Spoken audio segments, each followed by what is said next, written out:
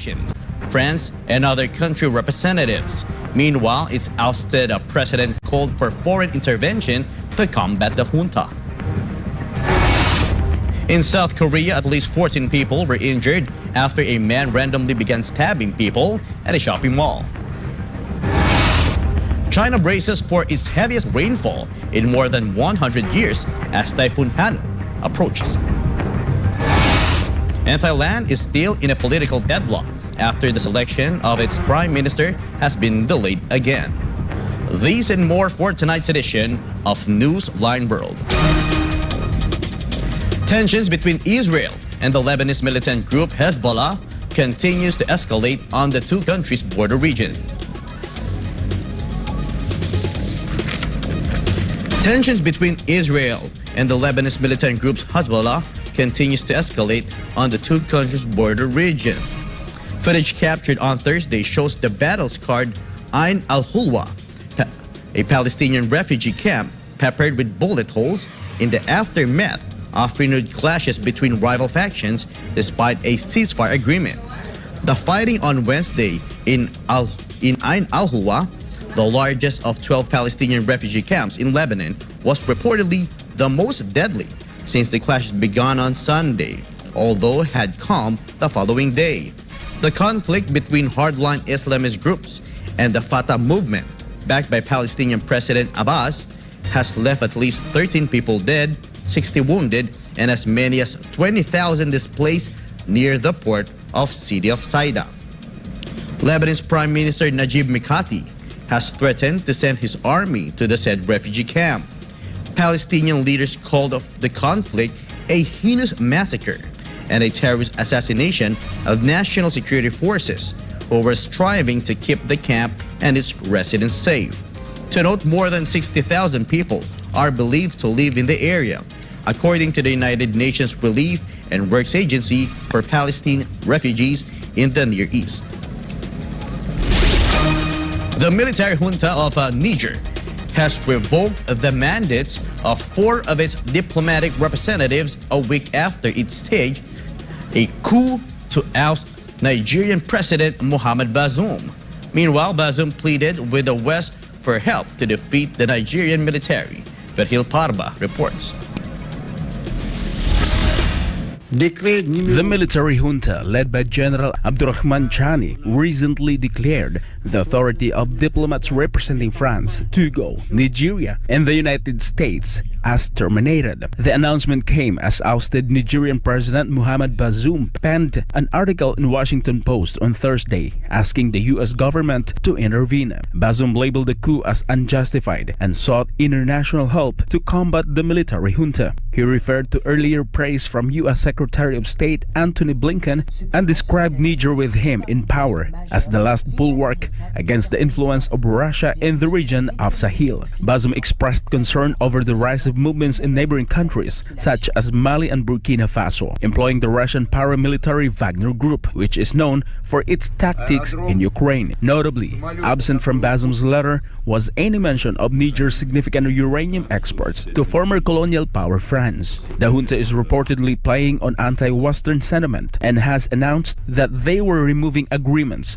with France and the US, under which both countries retain about 2,500 of their troops in Niger. The Economic Community of West African States, or ECOWAS, a 15-country regional bloc, issued an ultimatum last week demanding Bazoum be reinstated and that member states may otherwise use force. But the junta remains undeterred. General Chani condemned ECOWAS sanctions and vowed to respond with force to any outside intervention. He also banned uranium and gold exports to France. The junta has also indicated that it considers neighboring Mali and Burkina Faso to be friendly nations. To recall, Mali and Burkina Faso issued a joint communique warning that any military intervention against Niger would also amount to a declaration of war against them. And on Wednesday, Niger General Salifu Moudi, one of the military officers who seized powers to oust Bazoum, visited Mali amid speculations of possible interest in the Wagner Group, noting that hundreds of Wagner forces are stationed in Mali. Wagner chief Yevgeny Prigozhin also lauded the coup and ordered his services to Niger. Meanwhile, an ECOWAS delegation visited Niger's capital Niamey this week to negotiate a possible resolution to the crisis. According to African media, the talks failed on Thursday. Reporting, this has been Virgil Parba, SMNI News. America may consider sending armed personnel to guard the Strait of Hormuz in an aim to stop Iran from seizing civilian vessels in the strategic waterways. Cignal TV Ch reports. Assalamu alaikum. Tensions between Iran and the United States are bound to escalate further after American officials announced they plan to send armed personnel on commercial ships traveling through the Strait of Hormuz. The U.S. plans to send armed troops in tankers to counter Iran's seizure of foreign vessels in the strategic waterway. Among the latest incidents involved the seizure of tankers Nayovai and Purity over separate legal disputes regarding ownership, while the Marshall Islands flagged Advantage Suite was taken due to a collision with an Iranian ship. Without offering much details, American officials said thousands of Marines and sailors are on their way to the Persian Gulf who are on board the amphibious assault ship USS Bataan and the USS Charter Hall. So far, the U.S. has sent A-10 Thunderbolt II warplanes, F-16 and F-35 fighters, as well as the destroyer USS Thomas Hudner and other warships to the region in response to the seizures. Meanwhile, Iran has accused the U.S. Navy of defending a fuel smuggling activity after the American personnel interfered the inspection of a vessel called Nada II associated with smuggling Iran's oil and gas into the waters of the Persian Gulf on the 6th of July. Fuel smuggling is rampant in Iran, resulting in the seizure of foreign vessels abusing the Islamic Republic's generous fuel subsidy scheme. Foreign vessels would buy heavily subsidized fuel within the country and smuggle it to neighboring states, where it can be sold nearer to market price, hence providing an opportunity for higher profits. Barakalafikum jamian, kan hada Melchizedek Kadi sa Akhbar SMNI, Kuwait. United States former President Donald Trump has pleaded not guilty to the most recent charges filed against him. As Marshall has the details. As the 2024 presidential election quickly approached, former U.S. President Donald Trump continues to face legal woes as he was charged on 4 counts by a federal grand jury for attempting to overturn the previous presidential election. The charges are namely conspiracy to defraud the U.S., conspiracy to obstruct an official proceeding, obstruction of an attempt to obstruct an official proceeding, and conspiracy against rights. Following this, Trump appeared in a Washington, D.C. court on Thursday 4 p.m. local time, wherein he pleaded not guilty. Prior to appearing in court, Trump said in a post on his own Truth Social platform, the latest fake case brought by crooked Joe Biden and deranged Jack Smith will hopefully be moved to an impartial venue, such as the politically unbiased nearby state of West Virginia. Impossible to get a fair trial in Washington, D.C., which is over 95% anti-Trump, and for which I have called for a federal takeover in order to bring our capital back to greatness. It is now a high crime embarrassment to our nation and indeed the world. This indictment is all about election interference. It can be noted that despite such allegations, Trump notably remains to be ahead in polls. Meanwhile, U.S. Magistrate Judge Moxila Upadhyaya has scheduled the next hearing in the case on the 28th of August at 10 a.m. local time. This is Hans Marshall reporting, SMNI News. A disturbing incident shocked South Korea after a man began randomly stabbing people at a shopping mall in a province near Seoul, leaving many people injured. Sela Yoon reports. 2 people are in critical condition after being stabbed in a shopping mall in Bundang in Gyeonggi province in South Korea. Authorities said that 2 of the 14 injured people are at risk of brain death. Among the injured, 5 were hit by the suspect with his car on the sidewalk near a shopping mall. Right after leaving his car, the suspect then entered the mall and proceeded to stab 9 people. The suspect is currently in police custody. The man was said to be in his 20s, and authorities are still figuring out his motive behind the crime. In response to this, President Yoon Suk-yeol called the incident an act of terrorism and ordered authorities to strengthen and tighten the security against similar crimes. Seoul is bugos sa layunin nila SMNI News, South Korea. In Japan, retailers fear the possible effect of scheduled plan to release nuclear waster from the crippled Fukushima power plant. Hector Kikozaki tells us the story. Local businesses in Fukushima are worried of the possible effects of the country's plan to release contaminated water from the crippled Fukushima Daiichi nuclear power plant. Takashi Nakajima runs a food supermarket in Soma City, located about 40 kilometers north of the Fukushima Daiichi nuclear power plant. He fears that the plan to release treated radioactive water into the sea would affect his business that he inherited from his father and has been in operation for more than 4 decades. それが12年前ですよね。やっぱり地元のものをね、本当に食べて大丈夫なのかと。で、それを子供にも食べさせるのかと。私が販売することによってね。もしかしてね、間接的に私は殺人をするかもしれないと。放射能は安全であることを図ってますからと言われても、やっぱり食べたくないと地元の人たちが考えて全く売れなかったですよ。5年ぐらいね、地元の魚を売ることがね、非常にこの心の痛みになって、商売に対する意欲が全く私なくなったの。きっとね、流し出したらかなり売れなくなると思いますよ。地元の魚もね、やっぱ食べなくなると思う。この地元の人たちがね、日本の政府は汚染水って言うなと、処理水だと言葉を言い換えてますけど、だからそれをね、薄めて流すっていうわけだ。だけどどうかっていうことについては何ら検証されてないんですよ。ただ安全だと政府は一方的に国民に押し付けてますけどね、その不安は多分拭えてないですね、日本人にとっても。The discharge plan is said to ruin their individual businesses. That's why the Association of Local Fishermen expressed their opposition on the matter. 国民の暮らしを一切無視して汚染水を流そうとするわけですよ。その結果我々がどんだけね、営業上のまた苦しみを背負い、それをまた食べる消費者もね、本当に食べていいのか、この苦しみを新たに背負わさせるわけですよ。だから地元の漁協も反対だと言ってる。To recall, the meltdown of the 3 core reactors Fukushima Daiichi nuclear power plant was caused by a strong earthquake that hit Japan in 2011. A total of 1 million tons of nuclear contaminated wastewater have been stored in the plant, including water used to cool down the reactor, the groundwater, as well as rainwater. This number continues to increase. Despite great opposition, Japan proceeded with its decision to filter and move the nuclear contaminated water last April 2021 and release it to the sea this year. The process is expected to take up to 20 to 30 years before completely clearing the power plant. 以上、菊崎ヘクトー日本から報告いたしました。SMNI News, Japan. China has activated a level 4 emergency response after a deadly typhoon slammed several Asian countries. Chatmongkon Pisamay Goson tells us more.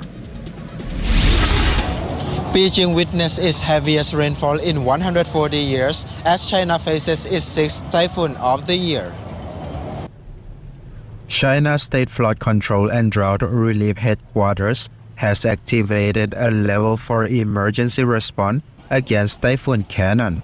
A work team has also been deployed to East China's Zhejiang province to assist in local rescue efforts. The headquarters and the Ministry of Emergency Management urged utmost efforts to brace for heavy rainfall in the northeast and to closely monitor the development of the typhoon. There were reports of more than a dozen casualties, while more than 125,000 people have been evacuated. The typhoon is forecasted to return to Japan, where it already left 2 people dead, thousands without power, and dozens injured. รายงานจากกรุงเทพมหานคร นายชัดมงคล พิสมัย โกศล SMNI ประเทศไทย สวัสดีครับ Thailand postponed a new parliamentary vote to select the country's next prime minister, with political deadlock in the Southeast Asian nation prolonged further. Anissa de Guzman reports.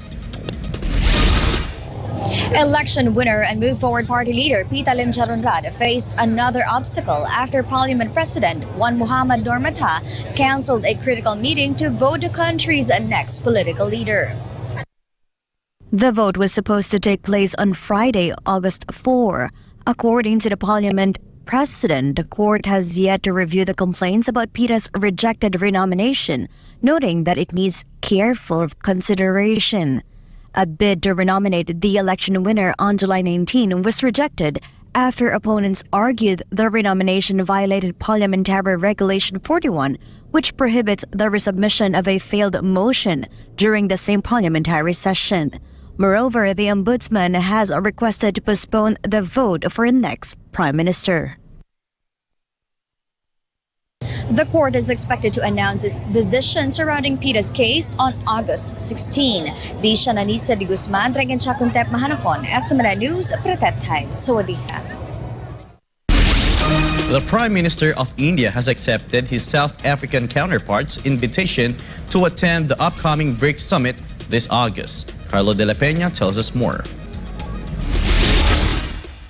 Indian Prime Minister Narendra Modi has confirmed his participation in the 15th BRICS summit, scheduled to be held in Johannesburg, South Africa, from August 22 to August 24. The decision was announced following a telephone conversation between Prime Minister Modi and South African President Cyril Ramaphosa on Thursday.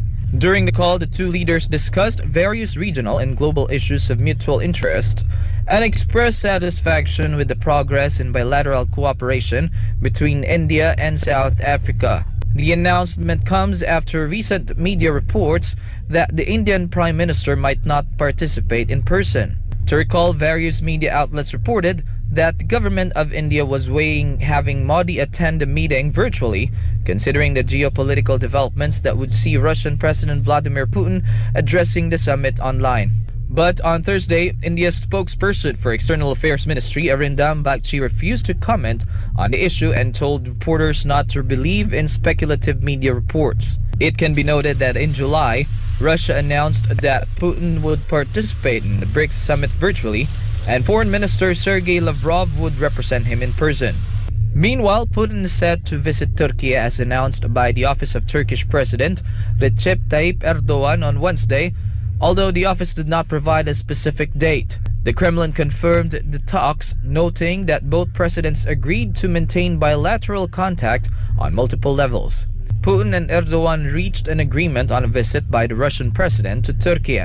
Both leaders also reportedly talked about the Black Sea grain deal. On the other hand, Russia is working to establish secure routes to supply the most vulnerable countries to provide free Russian grain. According to the Kremlin, the matter was raised at the Russia-Africa summit last week. The Kremlin also said Putin had expressed willingness to cooperate with Turkey and other interested countries regarding the matter. Reporting, this has been Carlo de la Peña, SMNI News. Algeria pledges $1.5 billion to join the new development bank led by the BRICS economic bloc. Vigan has the details. Algeria has applied to become a member of the New Development Bank, or NDB, and its president Abdelmajid Tebboune pledged funding of $1.5 billion upon its joining.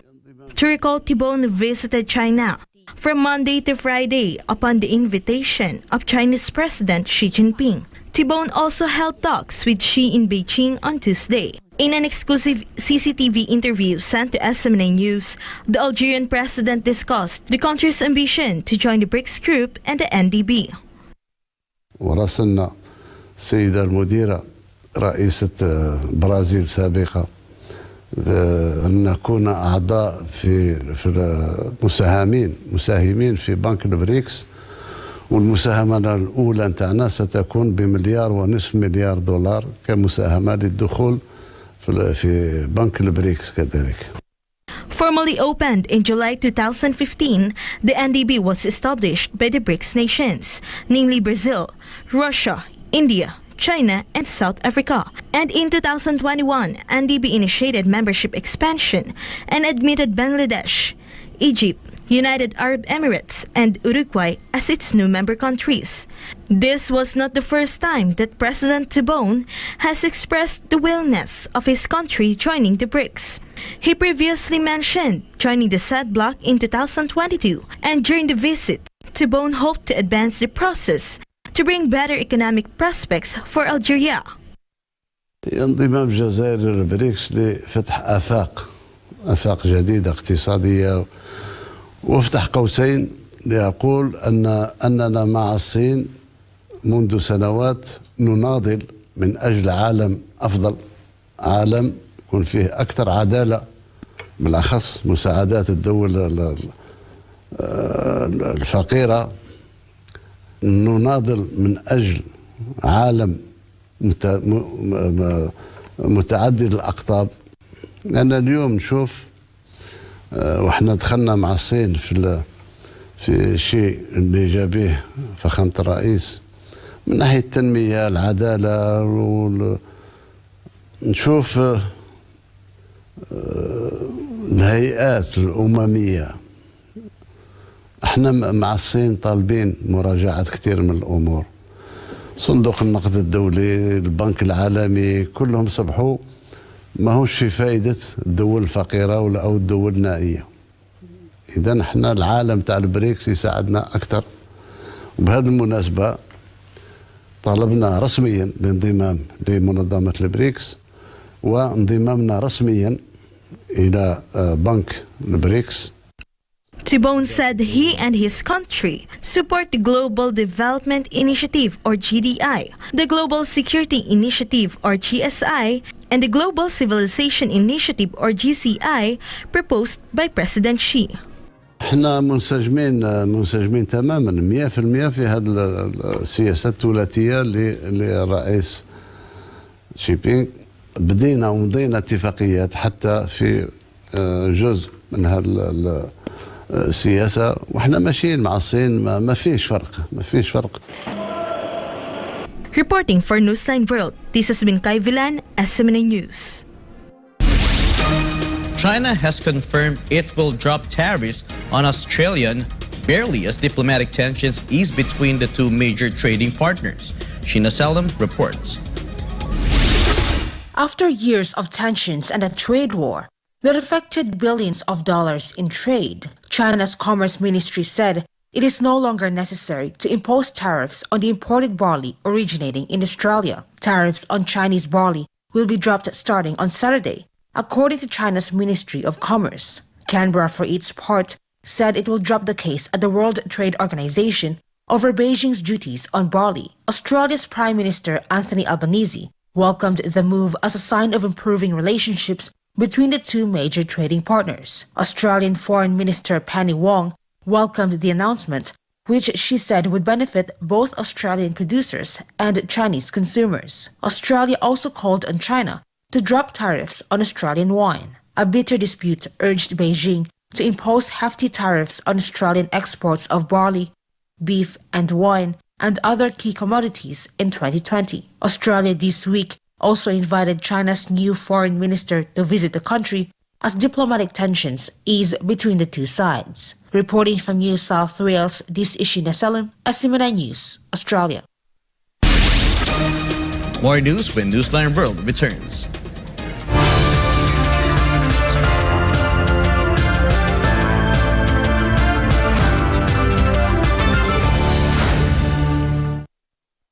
Kabayan! Oo, ikaw. Alam mo ba na you can win lots of prizes when you bring home a guest in the Philippines? The Department of Tourism brings you the Visita Be My Guest program. Joining is easy. 1. Sign up as a sponsor. You can do this via the official BBMG website. All Filipinos of legal age living in the Philippines or abroad can join. 2. Invite your guests. The more you invite, the more chances of winning. And 3. Travel to the Philippines and upload your proof of travel to complete the registration process and earn e-raffle tickets and the BBMG travel passport and privilege card that you can use to get discounts as you travel around our award-winning destinations in the Philippines.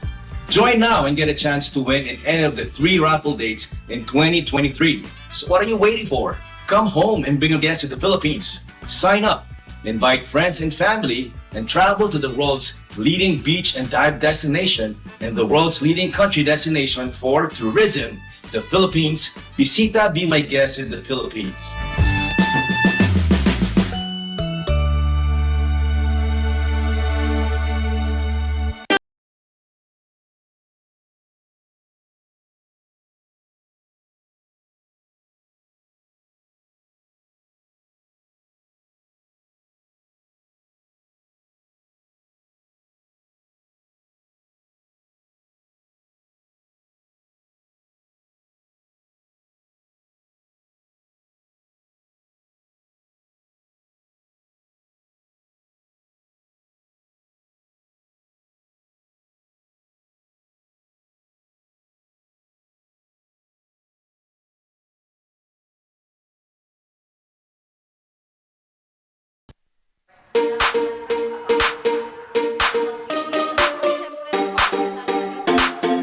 Paparating na ang bibida sa inyong mga puso.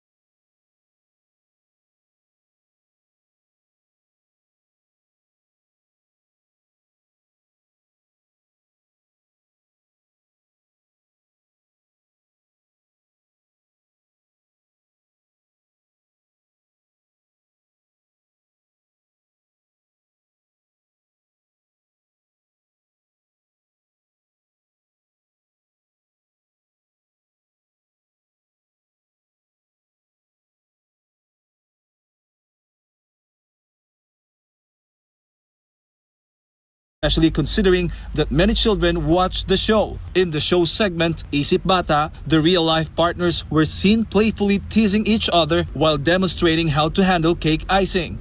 The MTRCB stated in their memorandum that the said scene violated Section 3 of Presidential Decree No. 1986 and its implementing rules and regulations. Ay, ngayon, magiging sample sa mga kabataan yan. Diba? O di, salamat naman sa MTRCB at nakita nila ito. The good pastor also blamed the influence of Western culture, particularly on social media, for the display of explicit scenes. Pero itong mga asal na ganito, asal-aso yan. Galing sa degradation ng West yan eh. O, ito namang mga buong sanlibutan, tinitingnan naman kung anong ginagawa nitong taga-kanluran. Tapos sinusunod, pati kalaswan sinusunod. Oh, lalo ngayon may social media. Maghubad ang babae dyan, walang kaso yan. Parang natural na lang sa kanila yan. Lahat nandyan na. Tapos gagaya-gayahin natin dito. Pastor Apollo also emphasized that SMNI will never air such explicit scenes. Sa SMNI, ay naku, huwag kayong gaganon. Wala, hindi pwede dito yung mga kalaswaan na ganyan. Right. Hindi pwede dito yan. Kaya dito, family-oriented and nation-building. At saka, isang araw, ibabalik natin yung pagtuturo ng good manners and right conduct dito. Yung mga Filipino culture na napakaganda, yung nagmamano ka sa mga nakakatanda sa iyo, nanay at tatay, nire-respeto mo. Oh, ibabalik natin yun. At yung pagtutulong-tulong sa mga nakakatanda sa iyo, respeto, ganon.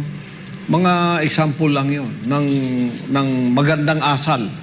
It's worth noting that on its showtime, Vice Ganda also insulted and challenged Pastor Apollo C. Kibuloy to end ang probinsyano and solve the traffic problem on EDSA, which later came true. For God and my beloved Philippines, this has been Jade Calabroso, SMNI News. The Civil Service Commission is guiding workers who will be affected by the government right-sizing initiative.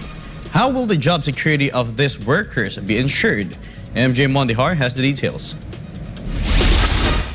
Exactly a month ago, President Bongbong Marcos convened his cabinet to further advance the government right-sizing program. Under this initiative, the government will reduce its workforce across its agencies. This entails implementing reskilling and upskilling programs for government personnel. This effort aims to reduce manpower costs and eliminate redundant or overlapping positions. If an employee cannot be transferred to another agency, they might face demotion. And if neither of those options is feasible, termination from their position might be a possibility. However, there's no need to worry, according to the Civil Service Commission. CSC Chairman Carlo Alexi Nograles assures that the job security of all those affected by right-sizing is guaranteed. Dito sa pag-finalize ng right-sizing law, in-ensure naman po natin na yung security of tenure and protection ng ating mga workers ay nandun pa rin. In fact, Nograles mentioned the appropriate job placements will be sought for those impacted by the program.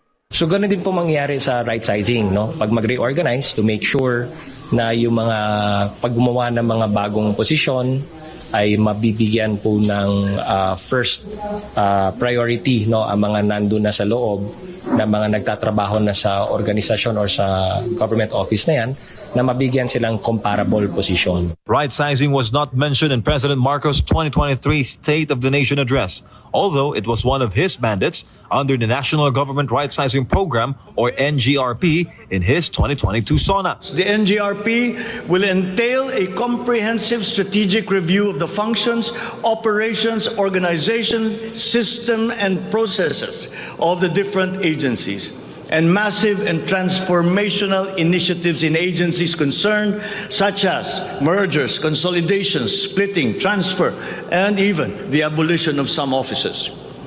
The right-sizing efforts will also involve the conduct of a comprehensive strategic review of functions, programs, and projects that will cut across various agencies. According to Nograles, the government will ensure that employees who choose to leave the government due to right-sizing will receive separation pay rather than participate in the initiative. So yun yung first step, no, that make sure na may malalagay sila sa comparable position. At mabigyan din po sila ng option na kung ayaw naman po nilang magpatuloy, ay meron silang matatanggap na separation pay. Yun naman ang nakalagay, no, sa mga provisions ng right-sizing. As of now, the administration is finalizing the final version of the right-sizing program with key efforts from key government agencies. For Ganamable of Philippines, MJ Mondihar, SMNI News. The UAE's latest nuclear reactor has provided around 25% of the world's clean electricity needs, based on a report by the World Nuclear Association. Jonathan Acobo reports. Marhaba, the Baraka nuclear power plant has played a major role in compensating the declining energy production in Europe, partly due to the ongoing war between Russia and Ukraine. The Director General of the World Nuclear Association said the turmoil in energy markets has started even before the current conflict in Ukraine has sent fossil fuel prices sky high. According to the association, nuclear energy now provides about 25% of the world's energy needs, made possible in part by the Unit 3 of the South Korean APR-1400, or Korean Next Generation Reactor, at the United Arab Emirates, UAE, Baraka nuclear plant. Located in the Al Dhafra region, Baraka is the first nuclear power plant in the Arab world, which consists of 4 pressurized water-cooled reactor units. The third nuclear reactor started operations last year and has already powered more than 80% of Abu Dhabi's clean electricity consumption in December 2022. The operation of the nuclear reactor has increased Baraka's total production of zero-carbon emission electricity to 4,200 megawatts for the UAE national grid. Preparations to operate the fourth and final reactor unit of the Baraka nuclear station was announced in June, while commercial operations are likely to begin in 2024. Tarjublak Almazimin Taditi at Karum Nabalik and Jonathan Kobosmay News, Nedidar Emirates. Saudi Arabia has announced an economic aid package worth $1.2 billion to help alleviate the humanitarian crisis in Yemen. Melchizedek Cadiz is back for more news. Yemen is suffering from years of devastation and humanitarian disasters caused by the ongoing civil war, which started in 2014. The war pushed the country into a state of severe crisis. Yemen is facing problems such as currency depreciation, high costs, and lack of essential services, while famine, cholera, and COVID-19 pose risk to the nation. According to the United Nations, around 16 million Yemenis are at risk of starvation, while more than 20 million people are in need of humanitarian assistance. In 2017, Saudi Arabia has been the single largest donor of humanitarian aid to Yemen, providing more than $840 million in humanitarian assistance. Reporting this has been Melchizedek Cadiz, SMNI News, Kuwait. Qatar has deployed more humanitarian aid for the conflict-stricken families in Sudan as fighting intensifies in the Northeast African country. Ronel Mirabel has the rest of the details. Assalamualaikum. A Qatari airplane carrying 14 tons of food and medical supplies arrived in Sudan as conflict enters more than 100 days. Qatar resumed its air bridge to war-torn Sudan this week. The latest humanitarian effort brought Qatar's total aid to Sudan to 371 tons since May. This came after rights groups warned the Sudanese refugee crisis could soon become a humanitarian catastrophe. The war in Sudan broke out in April 15 following tensions between the Sudanese army and the paramilitary rapid support forces. The rival factions once previously shared power under a 4-year agreement following the toppling of a former longtime Sudanese ruler, Omar al-Bashir, in 2019. The conflict has killed more than 3,000, although the actual figure is believed to be much higher. Sudan has extended the closure of civilian airspace until August 15, with flights for humanitarian and evacuation purposes exempted from the measure. Al-Takrir min al-Dawak and Hada Ronel Mirabel, SMNI News, Qatar. Filipino businessman in the UK actively joined a friendly golf tournament in its second year, held in Royal Epping Forest Golf Course on July 30, 2023. The said event started as a hobby between friends, but it also aims to raise financial support for a particular foundation in the Philippines called House of Hope. Levina Esguerra tells us more. Eager to establish a golf club society, Mr. John Lanzilla, the organizer of the golf tournament, has consistently and successfully made it on the second year, having more sponsors and connections this time around.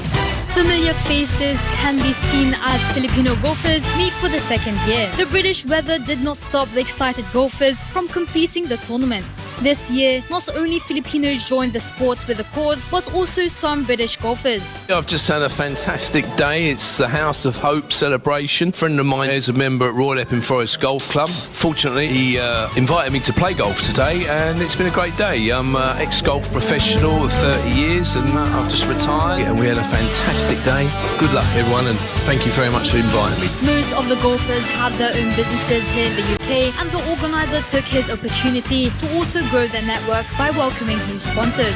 Sumptuous foods were served while everyone was having a good time after the game. On the other hand, the organizer wants the club to grow bigger in the next few years and to introduce golf as the new favorite sport of not only adults but Filipino-British younger generation.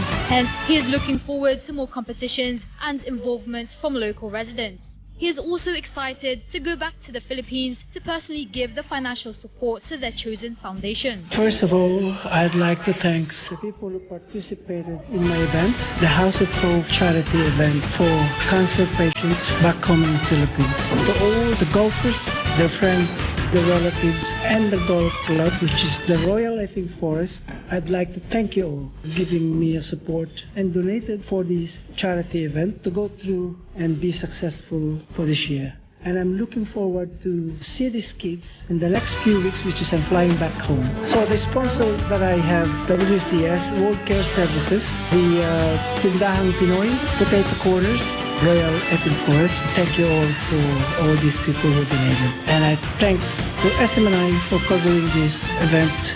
The organizer is to personally visit the House of Hope Foundation sometime in August.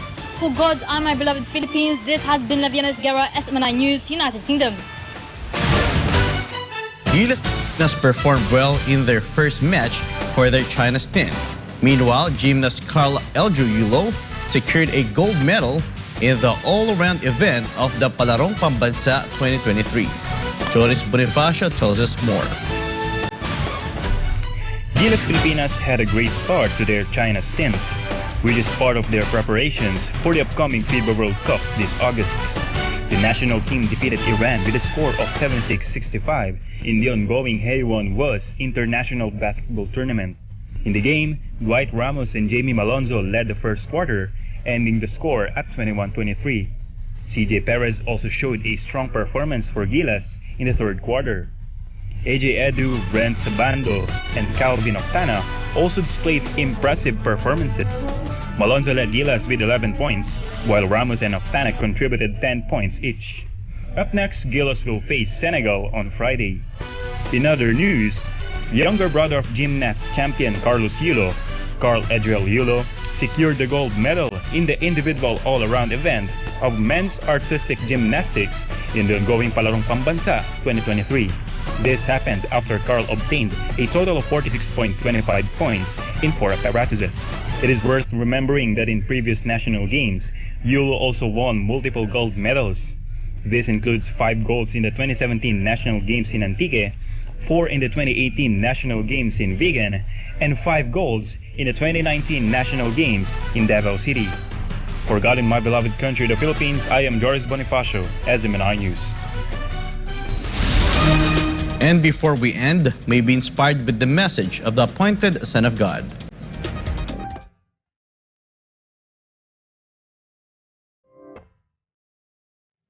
People of faith do not live in the present. They instead bring the future to the present.